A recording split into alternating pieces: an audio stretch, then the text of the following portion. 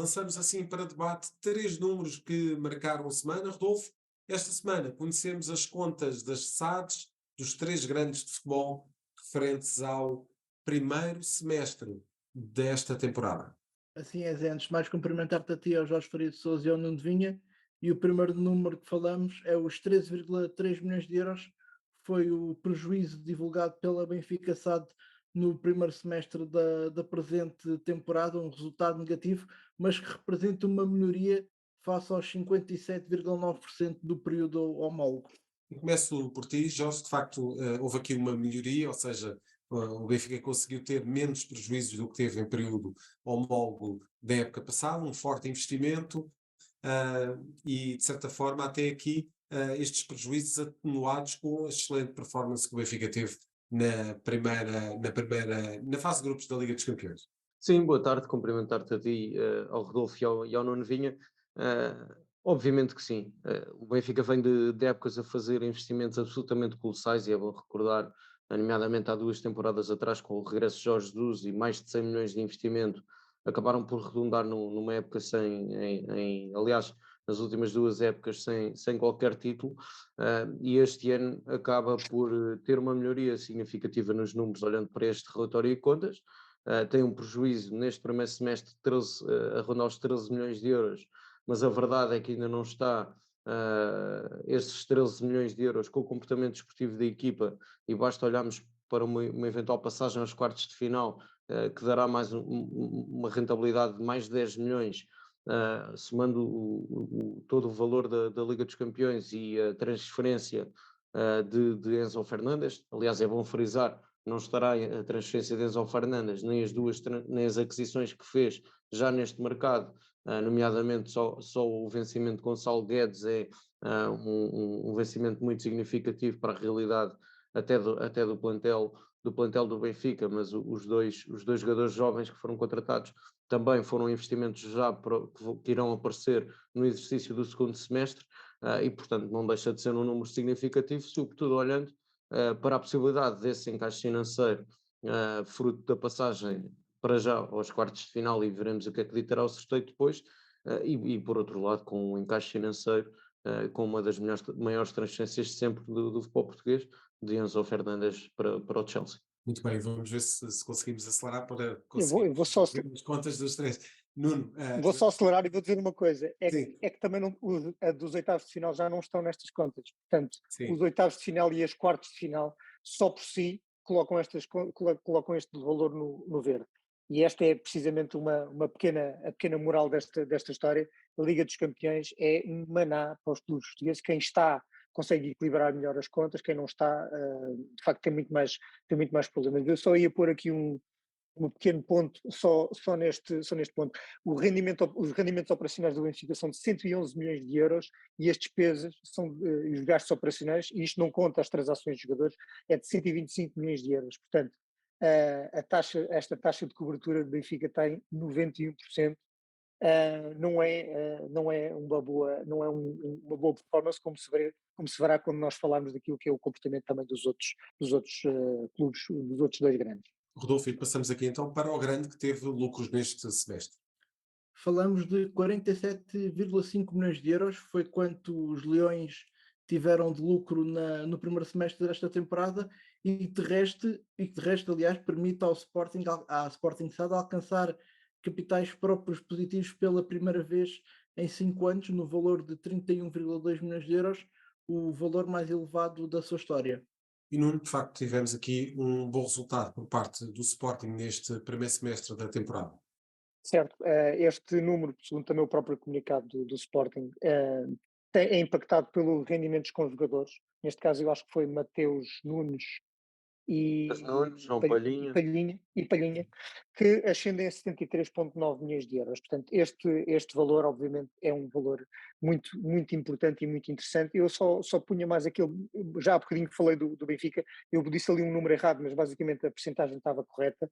Mas, de facto, os rendimentos operacionais do Sporting são de 74,4 milhões de euros e os gastos são de 65 milhões de euros, o que significa que há aqui um rácio de 87%. Não é um rácio excelente do ponto de vista daquilo que é o comportamento de outros clubes na Liga dos Campeões e nas principais ligas europeias, mas é 87,3%, o melhor, é uma boa cobertura, melhor do que aquilo que é o Benfica neste momento.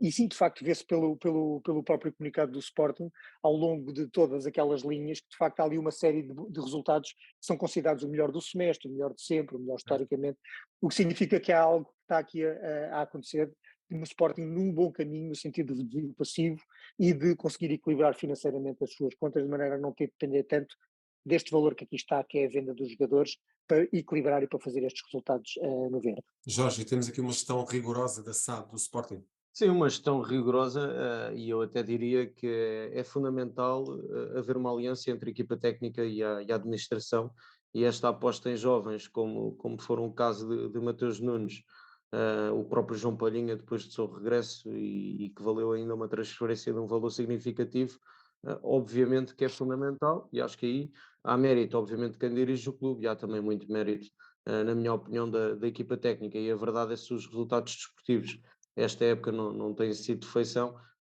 Financeiramente parece-me que o clube vive melhores dias do que provavelmente vive dos melhores momentos da sua história recente, e não deixa isso de ser significativo. Deixar apenas uma nota para quem nos está a ouvir. Obviamente o negócio de Pedro Porro, quando se trata de um empréstimo com a opção de compra obrigatória no final da temporada, não está ainda versada nestes números e, portanto, aparecerá no próximo exercício, sendo que o Sporting tem ainda o desafio de lutar obrigatoriamente pelo terceiro lugar na Liga Portuguesa, porque sabemos que é fundamental a presença na Liga dos Campeões, que ainda assim valeu acima de 30 milhões de euros. E temos apenas 3 minutos para fechar esta primeira parte do programa, Rodolfo, mas ainda temos prejuízos a norte. Então, 9,9 milhões de euros foi quanto a SAD do Futebol Clube do Porto apresentou de prejuízo no primeiro semestre desta época, ainda assim abaixo dos 10,3 milhões de euros que tinha registado no período da época 2021-2022. Jorge, houve aqui um número que está a ser muito escrutinado, que tem a ver com a retribuição a órgãos sociais. O Futebol Clube do Porto praticamente triplicou esse valor. Sim, não deixa de ser um valor muito significativo, e eu destacaria até duas aquisições que o Futebol Clube do Porto faz, que aparentemente não têm nenhum rendimento desportivo, ou muito pouco. Estamos a falar de David Carmo, que foi uma transferência a rondar os 20 milhões de euros, e ainda Samuel Portugal, 2 milhões e meio por 50% do passe.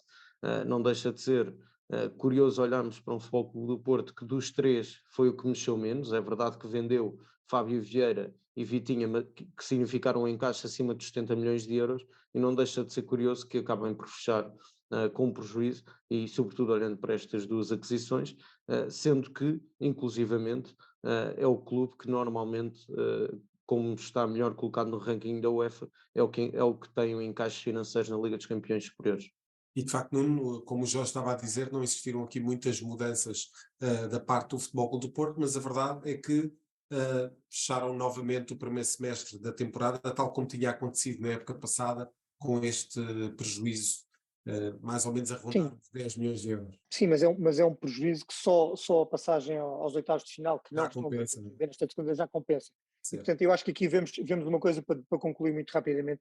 O Porto e o Benfica, no final, nas contas do final do ano, têm mais possibilidade, de uma vez com tudo contabilizado, têm mais possibilidade de ter as contas numa posição mais favorável do que o Sporting, porque basicamente já não tem essa grande fonte de rendimento que é a Champions League, e as principais transferências foram feitas, de facto, foi a de Mateus Nunes e a de Palhinha, e agora com a de Pedro Porro não servirá com certeza para equilibrar tanto como será o caso do Benfica com a venda do Enzo e dos restantes, e o Porto com aquilo que aí virá. Portanto, eu acho que forçosamente o Porto também terá de vender. Portanto, neste caso, diria que o Porto e o Benfica vão ter, no final do ano, vão ter as contas de forma mais equilibrada do que do Sporting. E para o ano para a semana, aliás, vamos ter o desfecho daquilo que é esta eliminatória da Liga dos Campeões. Vamos então passar para a segunda parte do jogo económico e vamos falar da relação nem sempre muito tranquila entre a autoridade tributária e clubes de futebol. É já a seguir.